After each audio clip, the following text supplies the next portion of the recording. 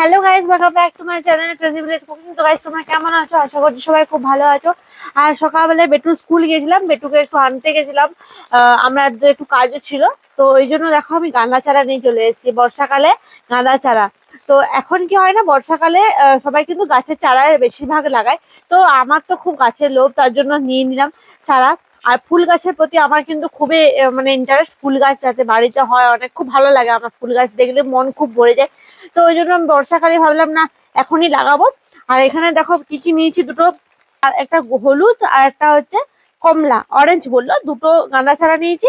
আর এখানে হচ্ছে চন্দ্রমল্লিকা চারা আছে কতগুলো, একটা, আর এখানে একটা, দুটো, এই যে দুটো, আর তিনটে নিয়েছি, তিনটে। সাদা রঙের বললো, সাদা হবে, এটা নাকি খুব বড় বড় নাকি হবে। তো চলো এই দুটো, এখানে একটা, এখানে দুটো গাঁদা, আর এখানে চন্দ্রমল্লিকা। তো এগুলো আজকে লাগাবো। আর দেখতে পাচ্ছি সকাল থেকে বৃষ্টি শুরু হয়ে গেছে গাইজ। আর যখন আসছিলাম বেটুকে স্কুল থেকে নিয়ে, তখন এত বৃষ্টি, রাস্তার মধ্যে কিছুই দেখা যাচ্ছিল না। তো এত প্রচন্ড ভাবে বৃষ্টি। তো এখন আমি রান্না করতে যাব, ওই জন্য এখন আমি এগুলো এখন বার করে দিলাম বাইরে, একটু হালকা বৃষ্টির জল পেয়ে যাক, তারপরে একটু পরে লাগিয়ে দেবো। তো গাইজ এখন রান্না করে যাই, আজকে করব সোয়াবিন এগ কারি। তো চলো আজকে ভিডিওটা দেখতে থাকো গাইস। আর বৃষ্টি এখনো পড়ছে, একটু আগে তো প্রচন্ড ভাবে বৃষ্টি গেল, গোটা রাস্তাটা একদম জলের ভর্তি হয়ে গেছে। তো চলো রান্নাঘরে যাই, আর এখন এগুলো জল এখানে থাকুক। প্রচন্ড বৃষ্টি, গোটা উঠানটা করে ভিজে গেছে। আর যেহেতু আমি সয়াবিন এগ কারি করবো, এখানে সয়াবিনটা আমি ভিজিয়ে রেখেছিলাম, আর গরম জলে ভিজিয়েছি, খুব ভালো নরম হয়ে যাবে। তাহলে একটু থাক, এদিকে আলুটা আমি কেটে নিচ্ছি। ডাল তো হয়ে গেছে। কি বৃষ্টি আজকে গায়ে সকাল থেকে। এদিকে এগ কারির জন্য আমি আলুটা বসিয়ে দিলাম প্রেসারে, আর এদিকে ডিমটা ওদিকে সেদ্ধ হচ্ছে ইন্ডাকশনে। চলো এদিকে মোটামুটি কাজ শেষ। এবার পেঁয়াজ আর আদা রসুনটা আমার করতে হবে, মশলাটা করব।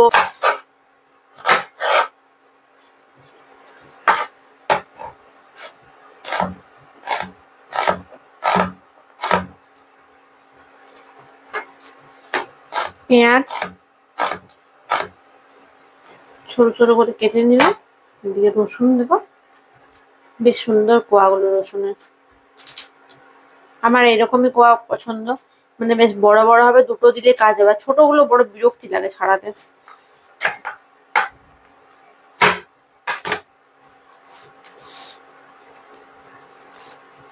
আর বেটুর স্কুলে দুটো ফ্রেন্ডকে নেমন্তন্ন করতে যাব মায়ের কাজের জন্য বিকেলবেলা। তো যা বৃষ্টি পড়ছে গাছ, জানি না যেতে পারবো কিনা।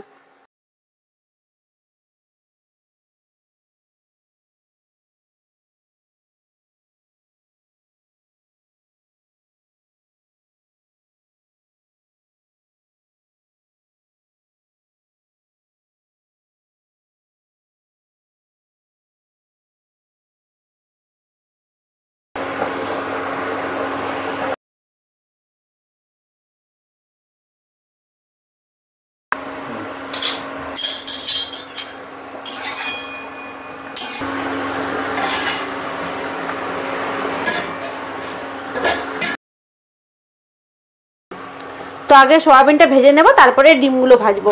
তো চলো সোয়াবিনটা দিয়ে দিচ্ছি। সোয়াবিনটা খুব ভালো করে নিংড়ে নিয়েছি, আর সোয়াবিনটা কিন্তু খুব স্পঞ্জি হয়েছে। এরকম খুব স্পঞ্জি হয়েছে সোয়াবিনটা। চলো একটু সোয়াবিনগুলো ভেজে নিই।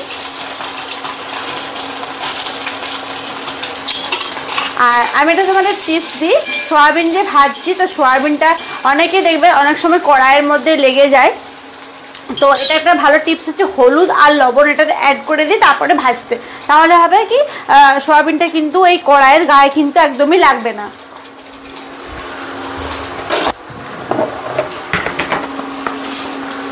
এখানে আমি অল্প পরিমাণ লবণ আর একটু হলুদ দিয়ে দিচ্ছি, তাহলে কিন্তু একদমই লেগে যাবে না কড়াইয়ে।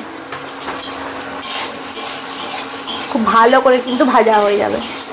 তো সয়াবিন আমার ভাজা ভাজা হয়ে গেলো। দেখতে পাচ্ছ কড়াইটা কি সুন্দর, দেখো একদম পরিষ্কার আছে, আর একটুও কিন্তু গায়ে লাগেনি, একদম পরিষ্কার। সয়াবিন ভাজা হয়ে গেছে, এরপর ডিম দিয়ে দিচ্ছি, ডিমগুলো ভেজে নেব।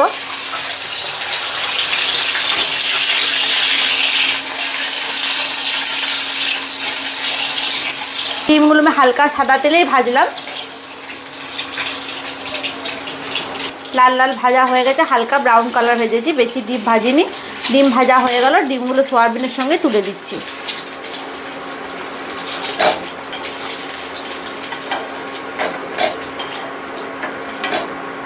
কড়াইয়ের মধ্যে একটু তেল দিয়ে দিচ্ছি, সর্ষের তেল। একটু তো ডিম ভাজার তেল আছেই, তারপরে একটু সর্ষের তেল দিয়ে দিলাম। এরপর আমি মশলাটা কষিয়ে নেব। প্রথমে এখানে আমি টমেটো, কাঁচা লঙ্কা, আদা, পেঁয়াজ, রসুন সব তো দিয়েছিলাম, তো এগুলো আগে ভালো করে মশলাটা কষিয়ে নিতে হবে তেলের মধ্যে। পাঁচ ফোড়নটা দিয়ে দিই তেলে। প্রথমে মশলাটা আদা, পেঁয়াজ, রসুনের সমস্ত কিছু পেস্ট দিয়ে দিচ্ছি।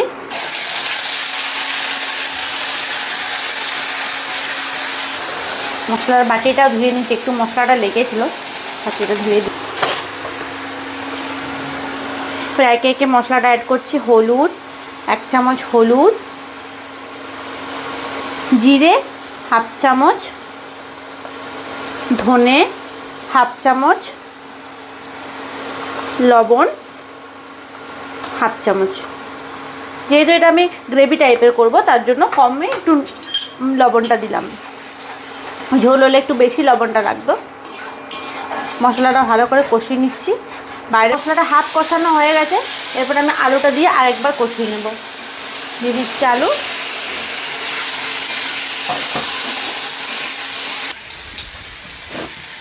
এদিকে মশলা আমার হালকা কষানো হয়ে গেছে, আলু দিয়েও। এরপর দিয়ে দিচ্ছি জল।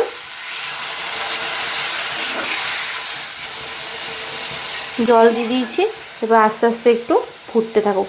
তার সঙ্গে আমি সয়াবিনগুলো দিয়ে দেবো, ডিমটা পরে দেবো।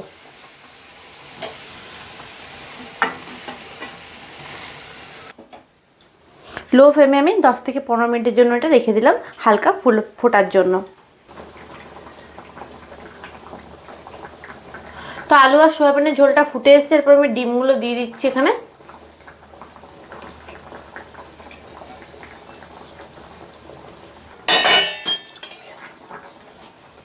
এটা আমি ঝোল রাখবো না, গ্রেভি করব, তার জন্য একটু ফুটে যাক, জলটা মেরে দেব। তরকারি ফুটে এসছে, এরপর আমি দেখো একটু গরম মশলা দিয়ে দিচ্ছি।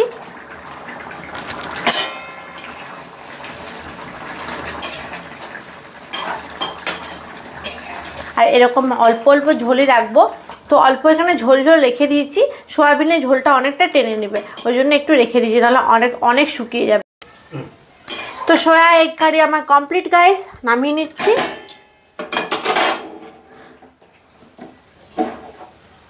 তো চলো আজকের মতো ভিডিওটা এখানে শেষ করছি, দেখা হচ্ছে নেক্সট একটা ভিডিওতে গাইস। আজকের ভিডিওটা কেমন লাগলো অবশ্যই আমার কমেন্ট করে জানিও, ভালো লাগলে অবশ্যই লাইক করতে ভুলো না, অবশ্যই চ্যানেলটা সাবস্ক্রাইব করে নেবে। দেখা হচ্ছে নেক্সট ভিডিও। টাটা সবাইকে।